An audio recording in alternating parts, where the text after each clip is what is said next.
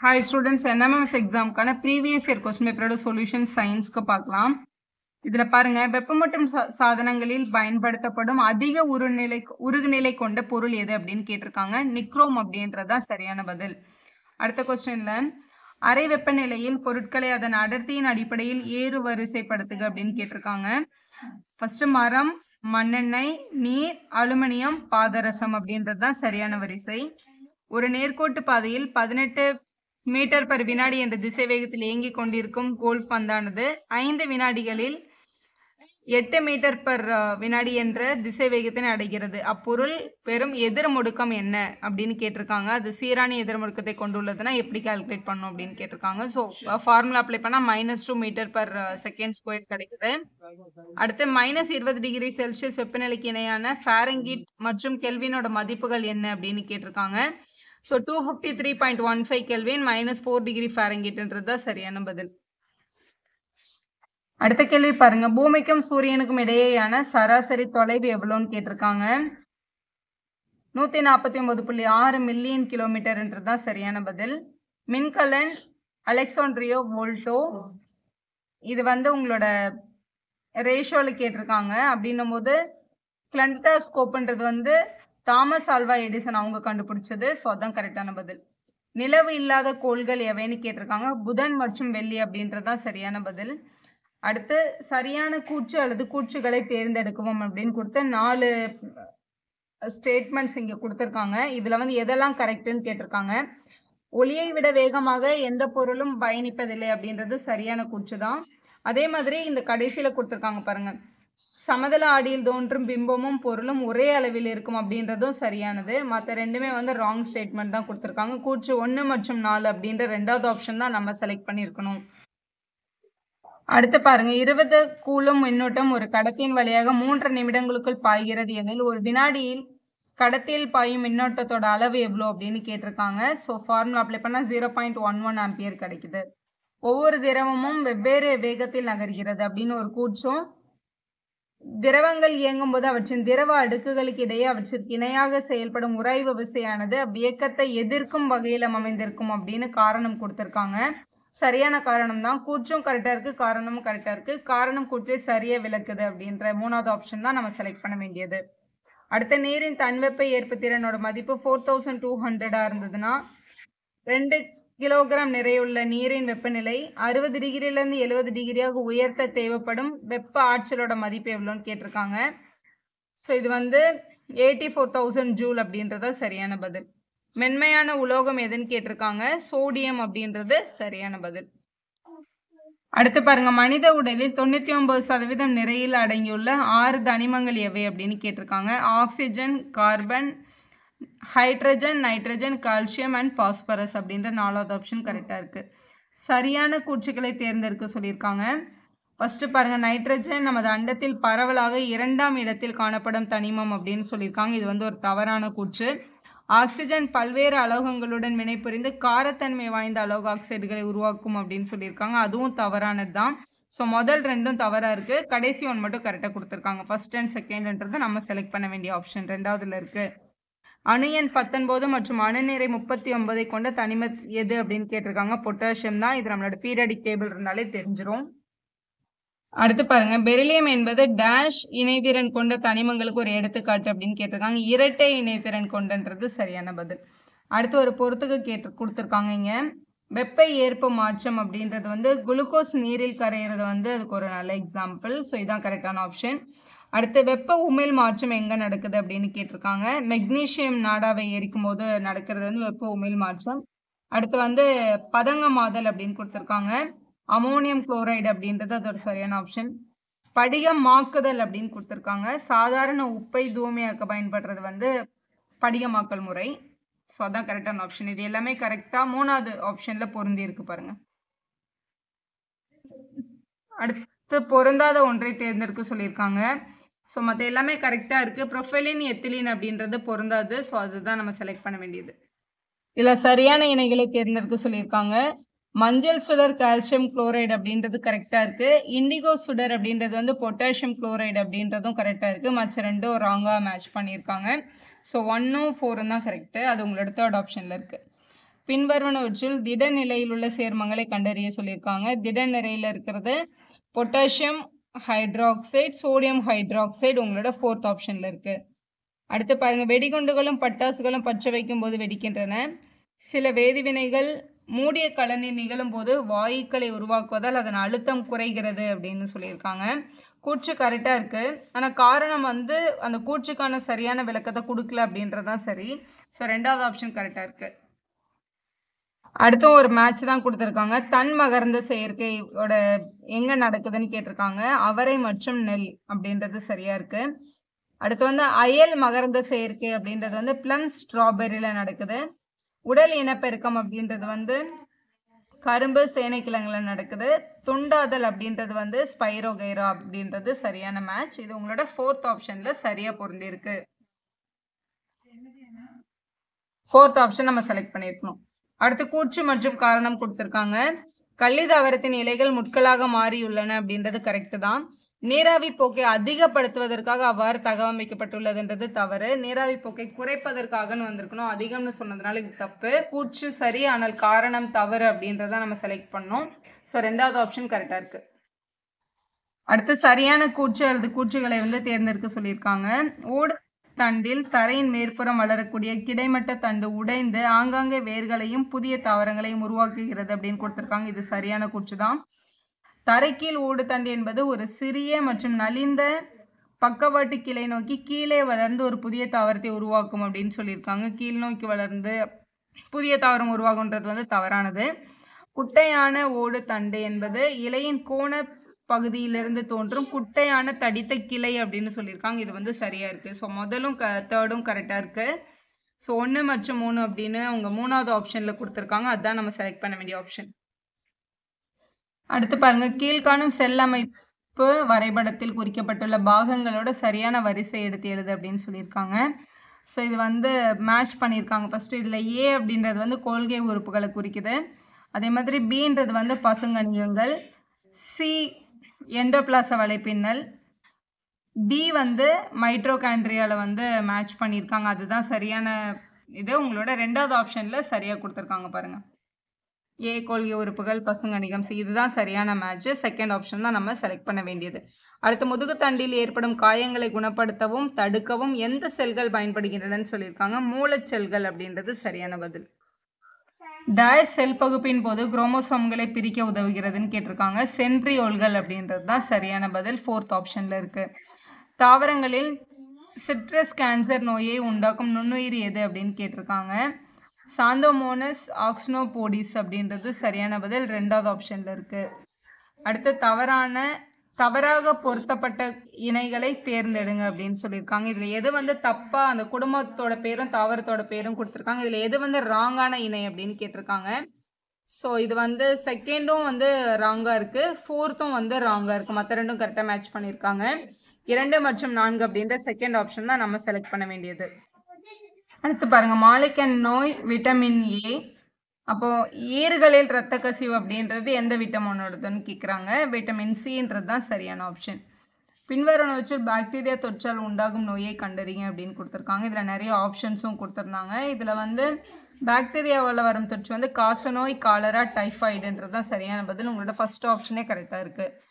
பூஞ்சைகளினால் கோழிக்கு உண்டாகும் நோயோட பெயர் என்ன அப்படின்னு கொடுத்துருக்காங்க. ஆஸ்பெர்ஜிலஸ் அப்படின்றது தான் கரெக்டான ஆப்ஷன். உங்களோட 2nd ஆப்ஷனில் இருக்குது. அடுத்து 143ல் பட்டுப்பூச்சியின் முட்டைகள் அடை காக்கப்படுவதற்கு முன் எத்தனை நாட்கள் குளிர் வெப்பநிலையில் வைக்கப்பட வேண்டும் கேட்டிருக்காங்க. 6 வாரங்கள் அப்படின்றது சரியான பதில். அடுத்து பாருங்க, மனித உடலின் மிகச்சிறிய மற்றும் மிக நீண்ட செல்கள் யாவைன்னு கேட்டிருக்காங்க. இரத்த சிவப்பணுக்கள், நரம்பு செல்கள், இவை 2 தான் நீண்ட செல்கள். ஸோ இதுதான் கரெக்டான ஆப்ஷன். அடுத்து பண்புகளும் செயல்பாடுகளும் கொடுத்துருக்காங்க. இதில் ஃபர்ஸ்ட் வந்து குருத்தெலும்பு மூட்டு அப்படின்னு கொடுத்துருக்காங்க. குருத்தெலும்பு மூட்டு அப்படின்றது வந்து அதிர்ச்சியை உறிஞ்சுவதற்கும் உராய்வை தடுப்பதற்கும் பயன்படுகிறது அப்படின்றது தான் உங்களோட சரியான ஆப்ஷன். இது உங்களோட 4th கரெக்டாக இருக்கு. அடுத்து சினோவியல் திரவம் அப்படின்றது என்னன்னு கேட்டிருக்காங்க. மூட்டுகளுக்கு உள்ள குருத்தெலும்புகளுக்கு இடையிலான உராய்வை குறைக்க தான் சினோவியல் திரவம் இருக்குது. இது உங்களோட இந்த 3rd ஆப்ஷன் கரெக்டாக இருக்குது. மூட்டு கேப்சியூல் அப்படின்றது என்னன்னு கேட்டிருக்காங்க. இதன் நார்த்தனமே மூட்டுகளை வலுப்படுத்த உதவுகிறது. தசை நார்கள் அப்படின்னு கேட்டிருக்காங்க. எலும்புடன் எலும்பை இணைக்க உதவுறது தான் வந்து தசை நார்கள். இதுதான் சரியான ஆப்ஷன். இது உங்களோட ஆப்ஷன் 3ல சரியா மேட்ச் ஆயிருக்கு. இதோட சோஷியல் சயின்ஸோட ஆன்சர் பார்க்கலாம். பிற்கால சோழர்களின் காலமான 11ஆம் நூற்றாண்டில் ஒரு பௌத்தரால் இயற்றப்பட்ட இலக்கண நூல் எதுன்னு கேட்டிருக்காங்க. வீர சோழியம் அப்படின்றதான் சரியான பதில். அடுத்து பாமணி அரசுடன் தொடர்பில்லாத இடம் எது அப்படின்னு கேட்டிருக்காங்க. சிருங்கேரி அப்படின்றதான் சரியான பதில். உங்களோட செகண்ட் ஆப்ஷன்ல இருக்கு. 148ல சரியான கூற்று அல்லது கூற்றுகளை கண்டுபிடிங்க அப்படின்னு சொல்லியிருக்காங்க. ஃபர்ஸ்ட் குடவரை கோயில்கள் அமைக்கும் முறை கிபி 700க்கு பின்னர் மறைந்து பெரிய வடிவிலான கட்டுமான கொள்கைகள் கட்டப்பட்டனன்றது கரெக்டான கூற்று தான்.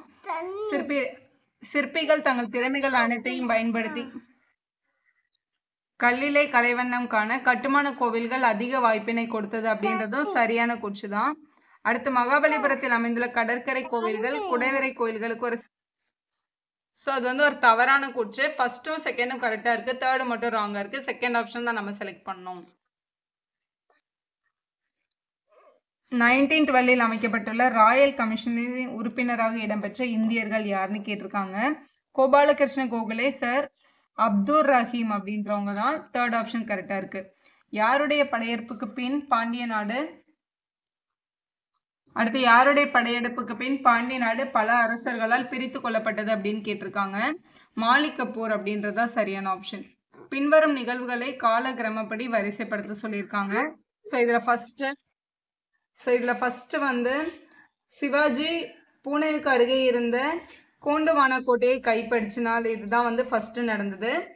அதுக்கப்புறம் சிவாஜி அரபிக் கடற்கரையில் அமைந்திருந்த முகலாயர்களின் முக்கிய துறைமுகமான சூரத் நகரை சூறையாடினார் அப்படின்றது செகண்ட் நடந்தது.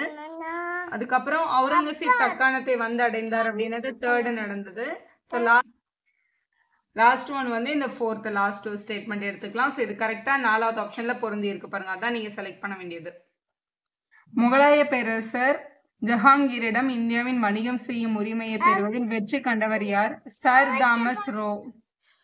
சர் தாமஸ் ரோ அப்படின்றவங்க. தேர்ட் ஆப்ஷன் தான் கரெக்டா இருக்கு. அடுத்து அக்பரின் ஆட்சியை பற்றி அறிந்து கொள்ள உதவும் நூல்களில் மிக நம்பகத்தன்மை வாய்ந்ததாக கருதப்படும் நூல் எதுன்னு கேட்டிருக்காங்க. தபகத்-இ-அக்பரி அப்படின்றத சரியான ஆப்ஷன் செகண்ட் ஆப்ஷன்ல இருக்கு.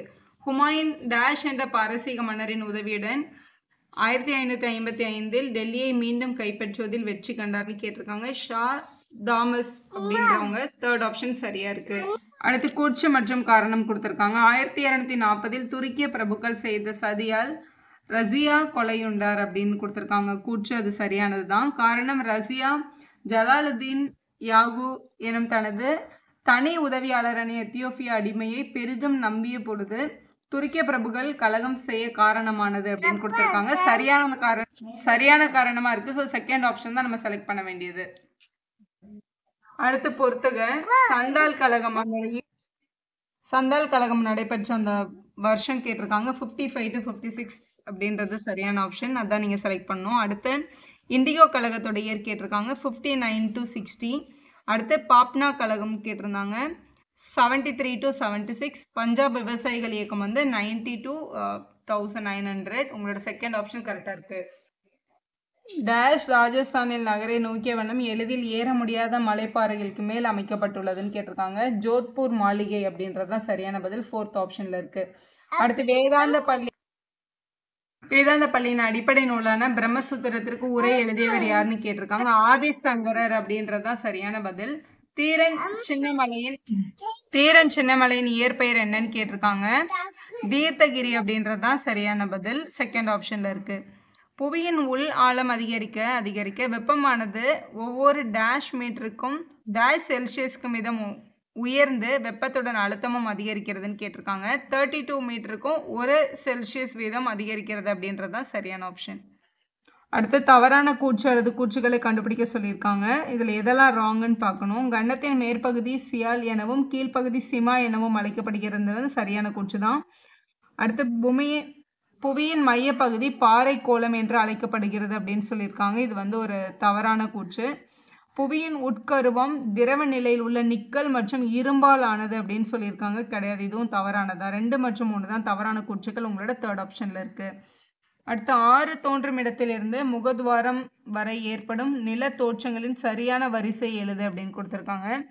ஸோ தோன்றும் இடத்துலேருந்து முதல்ல நீர்வீழ்ச்சி, குதிரை குழம்பு ஏரி, ஆற்று வளைவு, வெள்ளச்சமவெளி, டெல்டா அப்படின்றது தான் சரியான ஆர்டர் உங்களோட தேர்ட் ஆப்ஷனில் இருக்குது. அடுத்து பாருங்கள், பொறுத்துக்க கொடுத்துருக்காங்க. ஃபஸ்ட்டு இணைந்த நகரம் அப்படின்றது வந்து குர்கான், மிகப்பெரிய நகரம் அப்படின்றது வந்து கேண்டன், பொலிவுறு நகரம் அப்படின்றது வந்து சோலாப்பூர், மீப்பெரு நகர் அப்படின்றது வந்து வதோதரா. அதான் சரியான பொறுத்துக. இது வந்து உங்களோட ஃபோர்த் ஆப்ஷனில் சரியாக பொருந்திருக்கு. அடுத்து கூற்று மற்றும் காரணம் கொடுத்துருக்காங்க. இரும்பானது மலிவு விலை மற்றும் வலிமை காரணமாக இன்ஜினியரிங் தொழில்துறையில் முக்கிய பங்கு வகிக்கிறதுன்னு சொல்லியிருக்காங்க. சரியான கூற்று தான். தூய்மையான இரும்புத்தாது மிகவும் மென்மையானது. சிறிய அளவிலான கார்பன் மற்றும் மேக்னீசு பல அடுக்குகளாக சேர்க்கப்படும் போது மேலும் வலிமை அதிகரிக்கிறது அப்படின்னு சொல்லியிருக்காங்க. சரியான காரணம் தான். கூற்றை சரியாக விளக்கியிருக்கு. கூற்று காரணம் ரெண்டுமே வந்து சரியான விளக்கத்தை கொடுத்துருக்காங்கன்ற தேர்ட் ஆப்ஷன் சரியாக இருக்குது. மயானி பறவைகள் சரணாலயம் மற்றும் கான்ஹா தேசிய பூங்கா ஆகியவை அமைந்துள்ள மாநிலங்கள் எவைன்னு கேட்டிருக்காங்க. மகாராஷ்டிரா, மத்திய பிரதேஷ் அப்படின்றது தான் சரியான பதில். வட அமெரிக்க காடுகள் தொடர்பான தவறான இணை மற்றும் இணைகளை தேர்ந்தெடுக்க சொல்லியிருக்காங்க. காடுகளோட வகைகளும் பெயர்களும் அதோட விலங்குகள் தாவரங்களோட பெயர்களும் கொடுத்துருக்காங்க. இது எதெல்லாம் தவறானது அப்படின்னு கேட்டிருக்காங்க. வெப்பமண்டல காடுகள் வந்து அயோத்தி கோடையான் நாய் அது அப்படின்னு இருக்குது. இது வந்து ராங்கான ஆப்ஷன். அதே மாதிரி குளிர்ந்த மிதவெப்ப இலையுதிர் காடுகளுக்கு வந்து யூகா மற்றும் கரடின்னு கொடுத்துருக்காங்க. இதுவும் சரியானது கிடையாது. ஃபஸ்ட்டும் தேர்டும் கரெக்டாக இருக்குது, செகண்டும் ஃபோர்த்தும் தப்பாக இருக்குது. இல்லை தவறான இணை தான் அவங்க கண்டுபிடிக்க சொன்னாங்க. அதனால் செகண்ட் அண்ட் ஃபோர்த் அப்படின்ற தேர்ட் ஆப்ஷன் தான் நம்ம செலக்ட் பண்ணணும். அடுத்து தென் அமெரிக்க கண்டத்தில் அமைந்துள்ள மிகச்சிறிய நாடு எதுன்னு கேட்டிருக்காங்க. சுரினாம் அப்படின்ற செகண்ட் ஆப்ஷன் கரெக்டாக இருக்குது. தீ விபத்தின் போது தீயணைப்பு துறையை தொடர்பு கொள்ள வேண்டிய உதவி எண் எதுன்னு கேட்டிருக்காங்க. 101ன்றது சரியான பதில். அடுத்து சரியான இணையை தேர்ந்தெடுக்க சொல்லியிருக்காங்க. இடையாள பாறைகள் வந்து டொலிரைட் அப்படின்னு அழைக்கப்படுது. இது வந்து சரியாக பொருந்திருக்கு. மற்ற எல்லாமே தப்பாக பொருத்தியிருக்காங்க. கீழ்கண்டவற்றில் எது சம அளவு சூரிய வெளிச்சம் உள்ள இடங்களை குறிக்கும் கோடுகள் ஆகும்ன்றதுக்கு ஐசோகெல் அப்படின்றது தான் சரியான பதில் உங்களோட தேர்ட் ஆப்ஷனில் இருக்குது. பின்வருவனவற்றில் எது இடம்பெயர்வுக்கான இழுக்காரணி அல்ல அப்படின்னு கேட்டிருக்காங்க. வேலை வாய்ப்பின்மை அப்படின்றது தான் கரெக்டான ஆப்ஷன். டேஷ் ஆவியாதல் விகிதம் அதிகரிக்கிறதுன்னு கேட்டிருக்காங்க. காற்றின் வேகம் அதிகரிக்கும் போது ஆவியாதல் விகிதம் அதிகரிக்கும் அப்படின்றது சரியான பதில் தேர்ட் ஆப்ஷனில் இருக்குது. கூட்டுத்துறை தொழிலகங்களுக்கு எடுத்துக்காட்டியவைன்னு கேட்டிருக்காங்க. இந்தியன் சிந்தட்டிக் ரப்பர் நிறுவனம்ன்றது சரியான பதில்.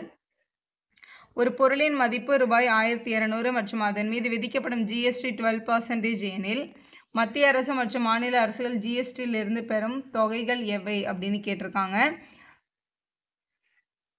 12% அப்படின்னா 12/100ன்னு அர்த்தம். இங்கே கொடுத்துருக்கிற அமௌண்ட் வந்து 1200. இந்த 2 0க்கு 2 0 கட் ஆகிடும். இப்போ 12 12s are 144. இதை வந்து 2ஆக டிவைட் பண்ணிட்டோம் அப்படின்னா 72 கிடைக்கும். அப்போ 72 ருபீஸ் வந்து மத்திய அரசுக்கும் மாநில அரசுக்கும் பிரித்து அவங்களுக்கு வந்து நம்ம கொடுக்குறோம். 72 தான் சரியான ஆப்ஷன். பின்வருவனவற்றில் எது பொருளாதாரத்தின் கருப்பு பணத்தின் விளைவு அல்ல அப்படின்னு கேட்டிருக்காங்க. பணக்காரர்கள் மற்றும் ஏழைகள் இடையே இடைவெளி குறைதல் அப்படின்றது வந்து உங்களோட சரியான ஆப்ஷன். சமத்துவம் என்பது சமமாக நடத்துவது மட்டுமல்ல, வெகுமதி அளிப்பதிலும் சமத்துவம் இருப்பதாகும் என்று கூறியவர் யார் அப்படின்னு கேட்டிருக்காங்க. பேராசிரியர் லாஸ்கி அப்படின்றவங்க. தேர்ட் ஆப்ஷன் சரியாக இருக்குது. ஒவ்வொரு வருடமும் இந்தியாவில் சாலை பாதுகாப்பு வாரம் கொண்டாடப்படும் மாதம் எதுன்னு கேட்டிருக்காங்க. ஜனவரி அப்படின்றது தான் சரியான பதில்.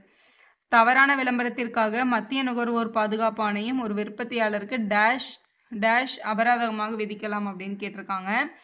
ஸோ 10 லட்சம் 2 வருடங்கள் சிறை தண்டனைன்றது சரியான பதில். சரியான கூற்று அல்லது கூற்றுகளை தேர்ந்தெடுக்க சொல்லியிருக்காங்க. இதில் வந்து உயர்நீதிமன்ற நீதிபதிகளின் எண்ணிக்கை நிலையாகவும் ஒரே மாதிரியாகவும் இருப்பதில்லை அப்படின்றது வந்து சரியான கூற்று. அதே மாதிரி குடியரசுத் தலைவர் உச்ச நீதிமன்ற தலைமை நீதிபதியையும் மாநில ஆளுநரையும் கலந்தாலோசித்து உச்ச நீதிமன்ற தலைமை நீதிபதியை நியமனம் செய்கிறார் அப்படின்றதும் சரியாக இருக்குது. மற்ற ரெண்டுமே வந்து ராங்கான ஆப்ஷன்ஸாக இருக்குது. கரெக்ட் எதுன்னு தான் கேட்டிருந்தாங்க. 1 மற்றும் 4 அப்படின்றது தான் நம்ம செலக்ட் பண்ணியிருக்கணும். அடுத்த 2004 டிசம்பர் 3ஆம் நாள் முதல் வெளிநாட்டில் பிறந்தவர்கள் இந்திய வம்சாவளி குடியுரிமை பெற அவர்களுடைய பிறப்பினை டேஷ் இந்திய தூதரகத்தில் பதிவு செய்ய வேண்டும் அப்படின்னு கொடுத்துருக்காங்க. 1 வருடத்திற்குள் பதிவு செய்ய வேண்டும் அப்படின்றத உங்களோட சரியான பதில். அது உங்களோட ஃபர்ஸ்ட் ஆப்ஷனில் கொடுத்துருக்காங்க. வீடியோ யூஸ்ஃபுல்லாக இருந்தால் ஒரு லைக் போடுங்க, உங்கள் ஃப்ரெண்ட்ஸ்க்கும் ஷேர் பண்ணுங்கள். Subscriber channel for more videos.